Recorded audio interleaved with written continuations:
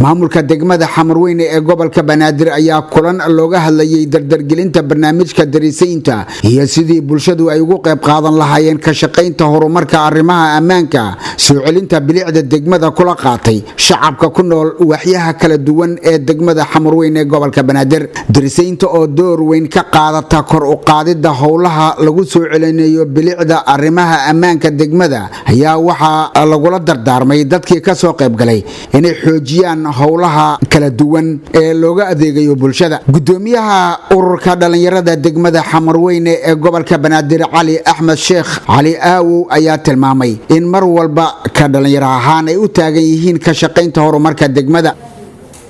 waxaan ugu mahadcelinaynaa dhalinyarada degmada Xamarweyne oo istaageen sida horumarka degmada amniga uu shaqeyn lahaayeen iyo ururka haweenka iyagana qayb ka ah amniga degmada Xamarweyne si loo sugi lahaa waxaan leeyahay waa maasantiin jir oo jooga degmadiina waaye malaka lahan qof kasta waxaan rajaynaynaa inuu si sax u shaqeeyo degmada horumarkeedna inuu ka shaqeeyo amnigeedna inuu ka shaqeeyo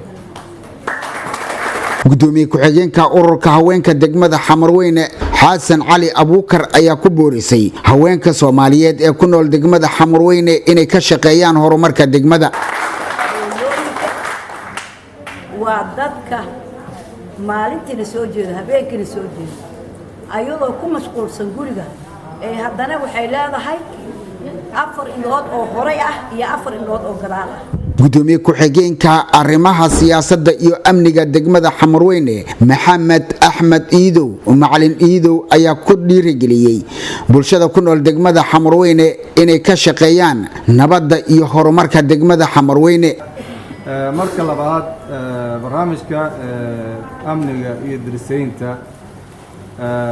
waxa weeye waa waxa adiga aad ku nooshahay dariska macnihiisa waxa waaye dadka isla degan oo milkiilayaasha iyo kuba si kastaba ku deganaadina degan dadkaasi waa dadka iskugu dhow oo loo baahan yahay inay iska warqabaan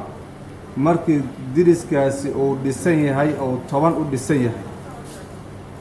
cadow ku qarsoomi karaa ma jiro waa midda horumarka amni aan ku gaarnay sanadkii iyo barkii aan soo dhaafnay noona suura gelisay inay Xamarweyne dhacdo dil aysan ka dhicin ilaa haday dhacdaaba gacanta lagu dhigo cid geysatay watan noo suura gelisay in la qabqabto dhagarqabaashii tirada badnaay sharcigana la horgeeyay watan noo suura gelisay in maaragtay ay soo yaraato fursadii cadowga oo hoysa jiray oo maanta ay leeyihiin fursad ay ku adeegtaan mudooyinkan ayaa maamulka degmada Xamarweyne waxa ay wadeen howlo lagu soo celinayo bilicda iyo ammaanka degmada Xamarweyne Muuse Cusmaan Abtow telefishinka qaranka Soomaaliyeed Muqdisho